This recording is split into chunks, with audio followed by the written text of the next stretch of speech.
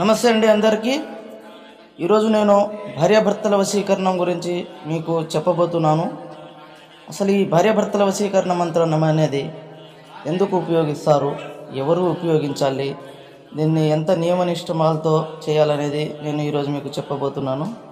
ఈ భార్యాభర్తల వశీకరణం అనేది దూరం ఉన్న వ్యక్తిని మన వైపు దగ్గర రప్పించడానికి, అదేవిధంగా మన మాట ఎవరు వినాలనుకుంటారో వాళ్ళని ఈ మంత్రం ద్వారా మన బానిస చేయడానికి, అదేవిధంగా మన మాటలో వాళ్ళని రప్పించి మనం చెప్పినట్టు నడవడానికి ఈ భార్యాభర్తల వశీకరణం అనేది అతి అరుదుగా పనిచేస్తుందండి. చాలామంది యూట్యూబ్లలో వశీకరణ మంత్రం అని ఏదో ఒక మంత్రాన్ని చదివి చాలా మోసాలకు పాల్పడుతున్నారు.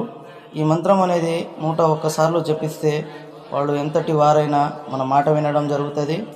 అదేవిధంగా మీరు జపించని ఎడల ఈ స్క్రీన్ మీద ఉన్న నెంబర్కి కాల్ చేసి గురుగారితో మాట్లాడి మీ యొక్క సమస్యను పరిష్కరించుకోండి.